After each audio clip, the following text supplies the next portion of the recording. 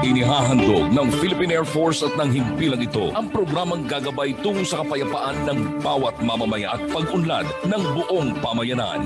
Usapang Pangkapayapaan, Usapang Pangkaunlaran. Maayong adlaw sa atong tanan mga higala. Kami po ang inyong Philippine Air Force, your air warriors and skylifters in the Visayas. At muli pong sumasahimpapawid ang aming palatuntunan, usapang pangkapayapaan, usapang pangkaunlaran Cebu. Kauban ang tulungan radio stations diri sa Cebu City. Daghang salamat kayo kay Ma'am Annabel Lagrosas of DYMR 576 kHz Radio Pilipinas, kay Sir Junix Napalyakan of DYLA 909 kHz, kay Sir Jim Reviosa ng DYAR 765 Sunshine Radio, o kay Ma'am Fayette Renyen and Ma'am Hazel Gloria of PIA 7 sa pagtabang sa atong programa karong adlaw. Ako po ang inyong host, A1 Sigrehaldo, at kasama ang aking mga co-host na si Airman Romelson Rivera, Philippine Air Force. Partner? Yes, partner. Isang mapagpalang araw para sa ating lahat, lalo na sa ating mga liblibong tagapakinig at tagapagsubaybay sa programang ito, ang Usapang Pangkapayapaan at Usapang Pangkaunlaran Cebu. Tayo din po ay napapanood sa ating social media platform, sa Facebook page ng CMO AMC, 1000 Bijibiniab, 1000 FAF at ng Up Cebu. Ang programa pong ito ay para sa ating pagnanais na maihatid po ang mga impormasyon na merong kinalaman sa ating pagsulong ng kapayapaan at kaunlaran sa ating bansang Pilipinas. Let us also welcome our comrades from AMC, from 250th Tactical Helicopter Wing, from 250th Presidential Airlift Wing, from 220th Airlift Wing, 505th Search and Rescue Group, 560th Airbase Group, PAP Simog, 5th Arsen, and SSCSP Cebu Chapter. Daghang salamat sa inyong pag-tune with us and for supporting our program. Partner? Yes, partner, mga kasama, ikinagagalak po nating makasama ang ating resource speaker ngayong araw na si Attorney John Ray Bulutano, Legal Officer, DENR, Centro Cebu City, and si Mr. Parisor Franco Cedro, Chief Special Uses Unit Forester 1. Sirs, bumati po muna tayo sa ating tagapakinig at tagapagsubaybay. Yun, yung mga kapogian ng ating mga resource speaker ngayong araw, sir. Kamusta po, sir? Okay lang. Okay po. So, mapalad po kami na kayo po yung resource speaker ngayong araw. Partner! Yes, partner. Sir, to start with our program, sir, unang tanong po namin is, kamusta naman po ang ating mga tauhan dito sa Centro Cebu? Pwede po tayo mag-Tagalog, sir, or Bisaya kung asa mo comfortable, sir. We are fine, sir. Thank you. Okay lang naman. Okay lang, far. okay. So, okay kami, sir. Okay, sir. Good to know, sir, no, na okay mo diha, sir. Partner, next question. Huwag na po nating patagalin, sir. So, para po sa aking unang katanungan, sirs, ano po ang mandate, mission, at vision po ng Centro, sir? Our office has been mandated to enforce environmental laws and implement programs for the protection and development of our environment and the sustainable use of our natural resources. Okay, sir. Sir, ano po meaning ng Centro, sir? Community environment and natural resources. So, okay po. So, nakafocus po kayo more on sa environment po, kung paano pag-ingatan at pangalagaan at payabungin ang ating environment. Opo. Yes, sir. Kami po ang frontline service ng DNR. Thank you, sir, partner. Yes, partner. Sir, to continue, sir, ano-ano naman po ang mga nagawa ng Centro Cebu para sa calendar year 2022? Ilang puno po yung ating na itanim nung 2022 po, sir? Okay. Regarding on that, ako po yung magsasagot niyan, sir, ha? So far, as to our accomplishment ho ng office namin is may nai-conduct na ho kami sa forest. Ito ho pala yung mga programs namin na nai-conduct, yung mga forest protection program, meron ho kaming forest shore, mga forest shore lease agreement, mga ganon, mga permits. Sa wildlife, sa amin ho rin yan. Sa protected areas, amin din ho. Mga protected areas, habitat and protection programs. Sa urban biodiversity din, tawag nito, yung mga mangrove and coastal marine resources na program, at saka yung sa land management, or yung mostly mas known siya into patent or pag-titling. Meron na kami mga accomplishment ng mga ganun. So regarding sa mga trees that are planted, as per record ho namin is by 2022, meron na ho kaming naitanim na mga around more or less 50,000 na mga seedlings or trees that we have been planted mostly in our NGP sites or the National Breeding Program sites. Yun ho. Okay, thank you sir, no. So for the information pala ng lahat, no, yung Senro is not just only for the ating mga kapunuan. Meron din sila sa ating shores, may wildlife, di ba sir? Tapos Yes. yung land titling natin yan sir. Yes. Tsaka meron pa ho talaga, considering din yung mga change of registration, sa amin din ho yan. Mga lumber dealer, yung mga ganun, yun yung mga frontline services ho namin. Tsaka meron din ho kaming enforcement, of course. So under po yan sir, yung mga, kunwari, yung mga illegal logging sir, under Yes. yung Amin din sir. ho yan. Yung mga walang mga tree cutting, yung mga operation of chainsaws, na mga walang rehistro, sa amin din ho yan. Yung wildlife registration, sa amin din ho yan. Kaya nga maganda tong ganitong programa, at least na ibigay ho namin o na-inform namin yung public through this activity that we na inyong initiate ho. Malaki din yung pasalamat ng namin sa inyo sa ganito. Okay, sir. Partner, may follow-up question lang ako, partner. Yes, partner. Sir, query lang po. Paano po nakakatulong kayo yung bakawan po para para mapadami po yung isda? Yung bakawan, mga mangroves po. Paano ho makatulong? Paano nakatulong po sa pagpaparami ng mga isda? Ang mangrove ho kasi is habitat ho siya or bahay ho siya ng mga marine wildlife. Breeding site. Breeding site siya. Doon doon talaga sila nagbe-breed, spawning ba, kumbaga, nag-iitlog ng mga isda, hatchling, or any marine wildlife. Pagkatapos, at the same time, yun din ho ang ating natural barrier against mga tidal waves. Yun yung importante ng mangrove. Hindi lang as bahay or habitat ng mga marine wildlife or marine life, also at the same time is our natural barrier against from disasters, especially natural disasters or calamities. Yun ho. So, ano po kayang tendency kung halimbawa po patuloy na puputulin po yung mga bakawan po? Kasi po due to commercializing and industrialization, yeah po. Ang mangyayari ho dyan, sir, is malaki talagang impact na maibibigay kung mawawalan ho tayo ng mangrove. Like what I've said a while ago, sir, na siya yung bahay ng mga marine wildlife, especially kung wala na ang mga marine wildlife natin o marine life, mabawasan ho yung tawag dito, konsumo natin sa mga isda, sa mga shells, yung mga ganon. Apektado na ho yan.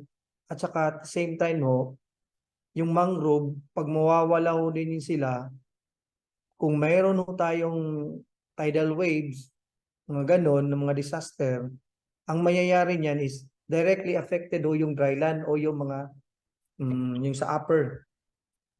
Instead na makokontrol o ma-block ng mangrove yung mga ganong kalamidad na mga tidal wave, direct hit na talaga siya sa land. Tsaka tawag nito, carbon sequestration din. Yung ganon. Parang nag-filter kasi alam naman natin, di ba, na ang trees is ang ginagamit nila na para sila mabuhay is carbon dioxide. So, tayo, nagdi-depend din tayo sa trees, which is a symbiotic relationship between animals and man to the trees. Now, we give them carbon dioxide they give us oxygen. Oh, ganun no yun. Scientifically speaking. Opo. Thank you, sir, for the knowledge that you shared to us, sir. Thank you po, partner. Okay, yes, partner. We'll have a short break po muna, sir, no? Para sa mga gamay na mga pahinumdum. Sige po. They may not be wearing the military uniform. But in the AFP and the Philippine Air Force, They are as important as our soldiers. now more than 1,000 are serving in all our air bases across the country. Working alongside men in uniform, The Civilian Human Resource provides critical support to different areas of military operations. we have medical professionals, Engineers and architects, administrative staff, creative professionals, IT experts, aircraft mechanics, technicians, and accountants and financial specialists. as we celebrate the civil service anniversary. We honor our civilian workforce.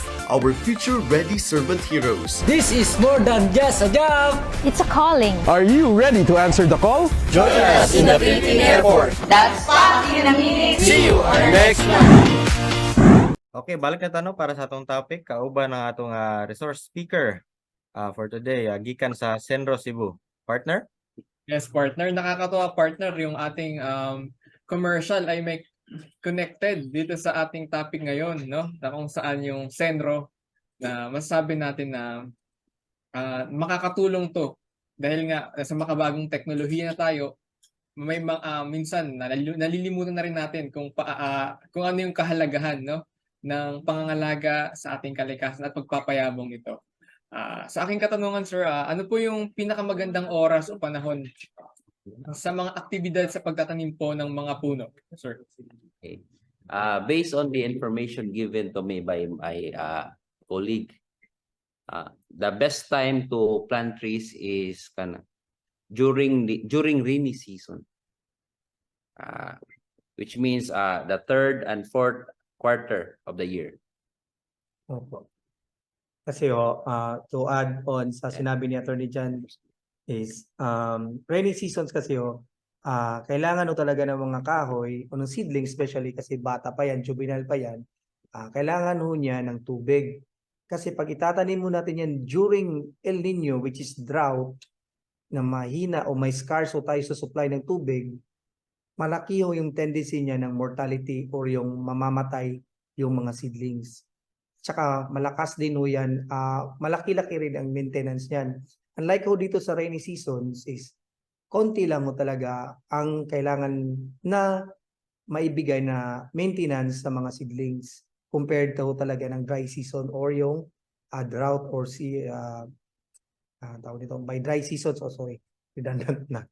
Ganun yun. Okay, hindi lang po basta, sir, magtatanim po tayo ng puno, no? May mga dapat po tayong factors na isipin bago po magtanim po. But number one factor din yan is yung area. It's either suitable ba yung itatanim natin na puno or seedlings, kasi pag hindi ho siya suitable, ang mangyayari yan, sigurado mamamatay yan kasi hindi siya compatible sa environment o sa soil na itatanim siya. For example, mangrove plant, nandyan siya sa mangrove forest. If itatanim mo natin yan sa beach o yun sa mga sandy, hindi yan mabubuhay. Kaya nga, suitability din ang kailangan sa area. Tsaka kind of plant or trees na ang kailangan natin itatanim. Also with the soil. Ganun. Pero as to the exact or recommended or favorable season, kung kailan natin itatanim ang mga seedlings, maganda talaga rainy. Mataas talaga ang risk, mataas talaga ang chance of na mabubuhay sila. Less na ang mortality rate nila o yung pagkamatay ng isang seedlings. Okay, Thank you, sir. Follow-up question ko po. Ano po yung mga puno na inire-recommenda po ng Senro na pwedeng itanim? Particular po dito po sa Cebu Province, sir. Okay. Usually, sir, ang i-recommend namin is we highly recommend those trees that are thriving already in Cebu. So, seedlings, trees or plants that are already thriving. For example lang ho is yung mga indigenous or endemic species like tugas or molave, kamagong, mahogany, nara, yung mga ganun ba, yung mga andito na ho talaga. Tapos may mga iba ding kahoy na hindi siya dito sa Cebu province pero suitable din siya. For example, those are yung mga kahoy na itinatanim mo namin dito sa NGP sites namin o the National Breeding Program sites namin. Ang term namin is mga commodities. Usually, ang itatanim mo namin doon is yung mga timber at saka fruit trees. Depending on the area. Siyempre, hindi o lahat same sila. Yun Thank- ho. Salamat, sir. Partner, baka ikaw ay may katanungan sa ating resource speaker ngayong araw. Yes, partner. As you've said a while ago, sir, no, na yung Senro is hindi lang siya centered on trees and may mga marine na wildlife, habitats. Next question ko po, sir, is ano-ano po yung mga plano at programs para sa ating mga rivers and creeks, particular in Cebu, sir? Dito ko sa Senro or sa amin lang o sa office namin is meron no kaming tinatawag na Rivers for Life. Ang programa ko ito is concerning or concentrating for the rehabilitation of a river. Mayroon no kaming pilot area which is nandun no sa Luyang, sa Carmen, Luyang River, Carmen. Ang ginagawa ko namin doon is nire-rehab namin yung river, ginagawa no namin ng monitoring, nagwo-water quality check ko kami, pero hindi lang ho si DNR mismo. Ang ginagawa namin is tinatap ho namin sa LGUs and other non-government offices or private entities for them to participate of the said programs of DNR para ho mabigyan ho natin ng parang sort of responsibility din ba yung sa mga surroundings, establishment or residences within that river for them to be aware kung ano ka-importante ang isang river sa kanila. So dapat kailangan din nila i-protect yung river para since sila rin yung andoon sa area which is directly sila yung stakeholders ng river, dapat i-capacitate natin sila na ito yung gawin natin para ang river natin is hindi mawala or maiging polluted. Ano po?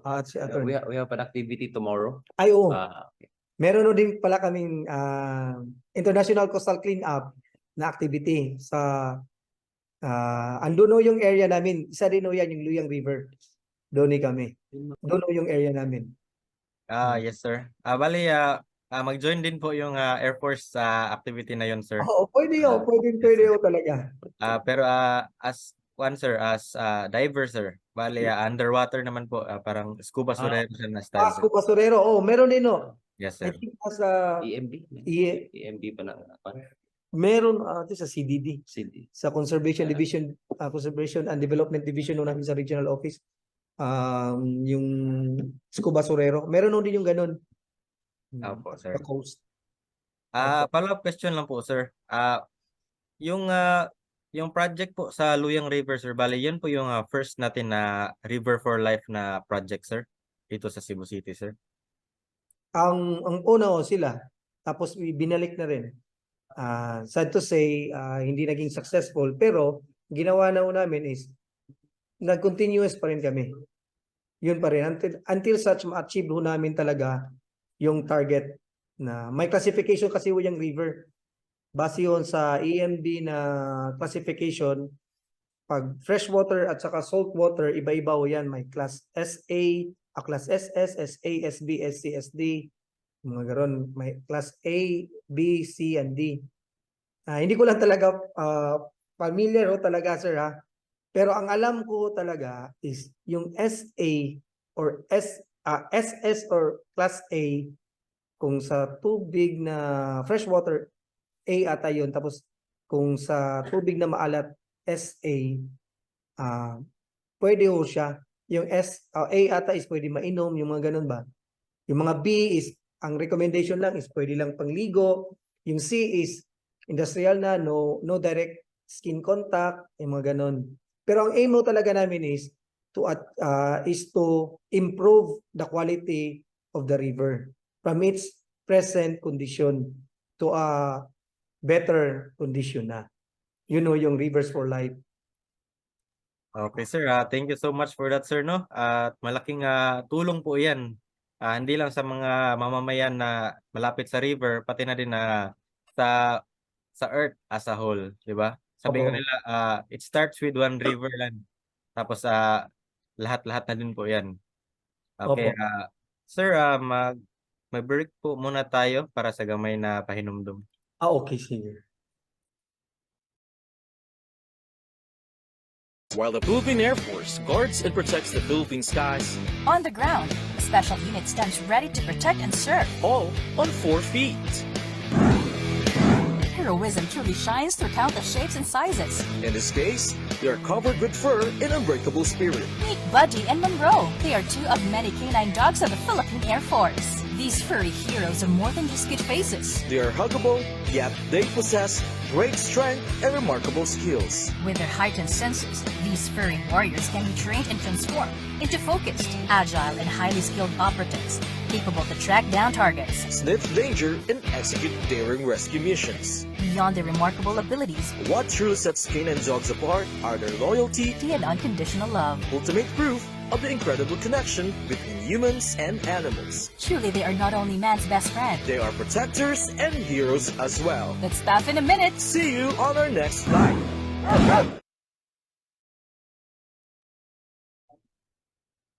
Okay, balik na ta, no? Balik na ta sa atong topic para sa uban pang importanteng announcement na gikan sa Cebu. Partner?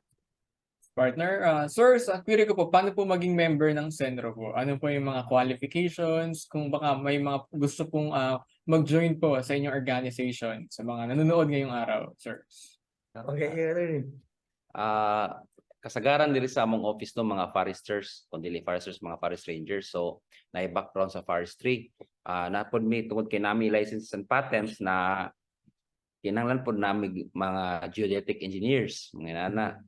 So actually, mora man ang amo ang mga kinahanglan diri nya. Kasagaran kay nagani may mga kauban nga dili related sa forestry ang kurso pero tungod kay gusto sila mag forest rangers, amo gyapon silang gidawat diri. In fact, nakoy usa ka kauban diri nga political science ang iyang course. Nag-graduate pag college, oh. Basta importante lang, sir, is ang ma-qualified lang siguro ka sa item sa base sa Oo. civil service. Pero sakto tayo nila attorney yun niya. Mostly sa amoron diri is mga foresters. Pero napoy mga agriculturists kay related na magyapon. Napoy may mga geodetic engineers diri o napoy mga graduate o college graduate basta makaya lang gud ang pagkuhan sa like sa mga LMI namo na may mga engineers na mga LMI, yung land management inspector regarding sa lands. Sagud makuan kabaw lang sa unsay trabaho nimo. Pwede naman na.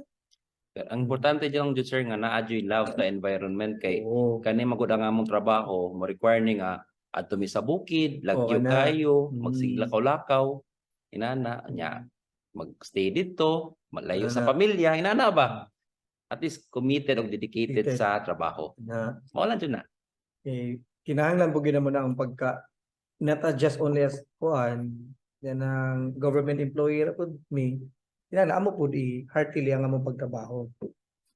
Extension officer sad me at the same time kay especially naming mga projects and programs na among introduce sa community dapat kabaw gyud pud me unsaong pagpanguyab sa mga tao nga para mo kanang mo madani ba namo sa programa namo. Kana siya, sir. Thank you, sir. Sir, if ever po ba kami ni Sergeant Grijaldo ay pwede po bang maging member ng Senro, sir? Pwede. Pwede, sir. Kasi lang qualified. We love the environment. Kaya sir, nabit mi kauban diri nga Grijaldo gani. Sir Mark. Yes. Basig ako nang igagaw, sir. Posible, okay. Mag-profile mga gwapo, ha. Siyempre po, pogi po tayo. Siyempre. Thank you, sirs. Dumating po tayo sa ating mga bisita ngayong araw na ito, sirs. Si First Mabalot po, baka may query po kayo sa ating resource speaker ngayong araw.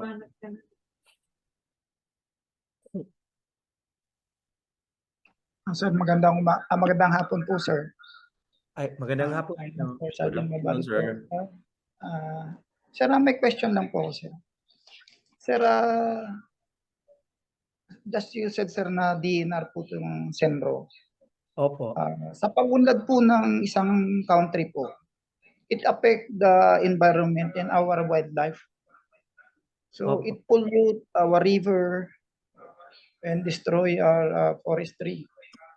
And nawawala na po ng mga tirahan po yung mga wildlife natin na nakikita lang po talaga dito sa bansa na Pilipinas. So ang question ko, sir, anong steps po yung ginagawa natin kasi may mga times na dumating na katulad po na nawala po yung mga kapunuan natin sa isang lugar, nagkakaroon po tayo ng mga flooded at saka mga landslide. Ano po yung naging prevention po natin diyan? At sa mga tubig naman po, katulad nung nabanggit niyo po kanina, na may mga area po tayo na mga ilog na nililinis katulad sa Ilog Pasig po rito sa Maynila na napupulit po ng mga squatter o mga katulad po na sabi niyo na LGU po yung nananagot din na tumutulong sa inyo. So minsan po nagiging lang po sila picture taking, pero sa long term po ng process, ano po yung nagiging aksyon natin po sa long term na pagproseso po niyan para hindi na po siya pabalik-balik kasi kinakalabasan po pabalik-balik lang po yung nagiging problema ng bansa po natin. Yun lang, sir, magandang hapon po. Maraming salamat. Thank you, Pers. Thank you po. Long Okay, term. first, Tanuecos from 5OP po. First, baka may query po kayo sa ating resource speaker ngayong araw, sir. Negative naman po, sir. Negative po. First, Naman po, sir, yung speaker natin.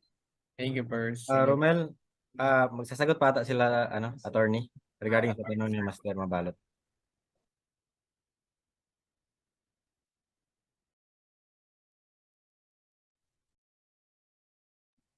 Sir, pasensya na pero may kami, outstanding memo kasi kami from the Secretary of DNR na hindi kami pwedeng mag-disclose ng mga policies namin without prior clearance from the Secretary herself. So, pasensya na talaga, we cannot answer your question, Yung kanina. your query. Thank you, sir. Maraming salamat. So, going once sa ating mga bisita ngayong araw. Going once, twice, thrice. Mukhang wala na partner. Baka ikaw partner, may follow-up question ka kay sir. Kila sirs. So far, wala naman partner at maganda yung discussion natin ngayon. Yun. Sige partner.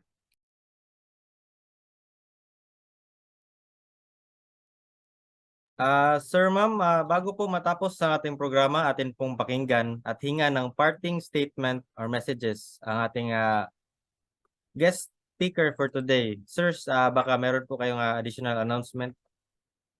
Okay. Ganito na lang ho. Before, first and foremost, we would like to thanks for this opportunity, sir, na in-invite ho ninyo ang office namin para at least maibigay ho namin yung mga mga field tawag ito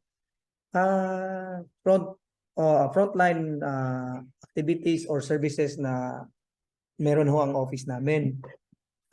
Yun ho. Pagkatapos, siguro ang amin lang ho, sir, dito sa office namin is kailangan ho din namin ang support ninyo sa AFP, sa LGUs or any community. So especially ho regarding na ho itong mga pag-intensify ho namin ng enforcement ho namin. Just for example ho, itong recutting. Hindi kasi lahat ho ng pagkakataon o lahat ng panahon alam ho namin yun. Kung saan na banda nangyari yung sa mga wildlife.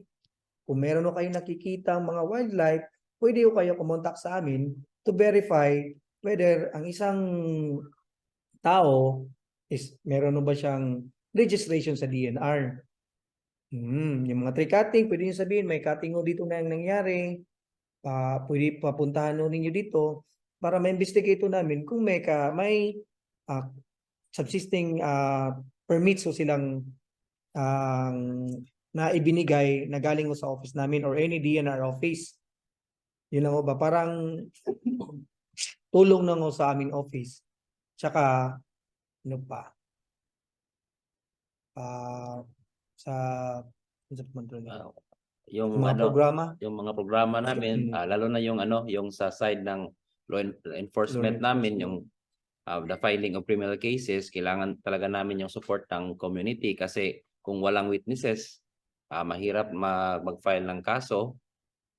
Tapos, yun siguro, we need the support of the community talaga para ma-actionan namin yung mga violations of environmental laws.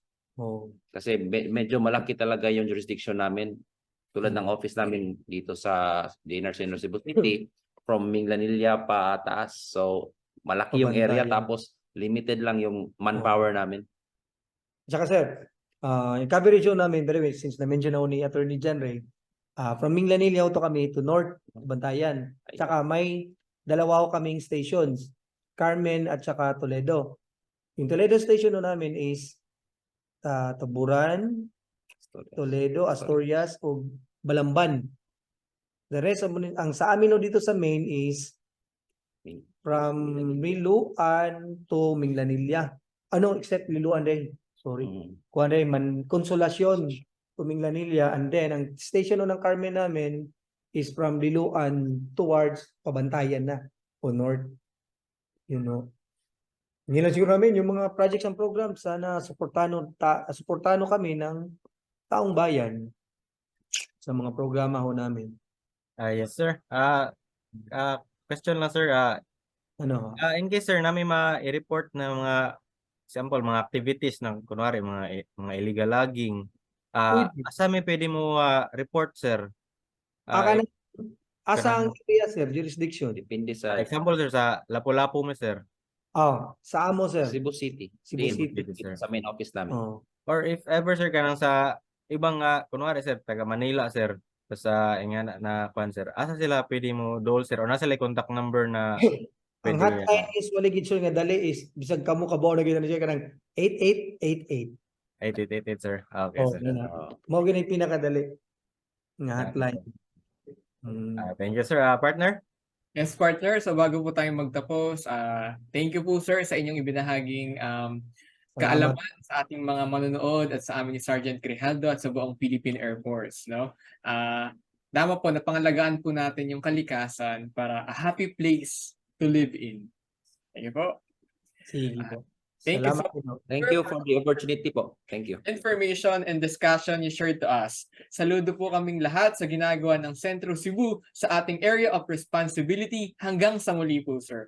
Thank you so much. And with that, mga kaibigan, sa ngalan po ng aming Commanding General, Philippine Air Force, Lieutenant General Stephen P. Pareño, Philippine Air Force, and sa ngalan din po ng aming Commander, Air Mobility Command, Major General Joannis Leonardi P. Dimano, Philippine Air Force, at sa ngalan din po ng aming Acting Wing Commander, Tactical Operations Wing Central, Brigadier General Federico B. Enriquez, Philippine Air Force. Ako po si A1C Ruel N. Grijaldo, Philippine Air Force. At ako po si Airman Robinson M. Rivera, Philippine Air Force. Maraming salamat po sa inyong suporta at pagsubaybay. God bless, mabuhay po tayong lahat, and keep safe everyone.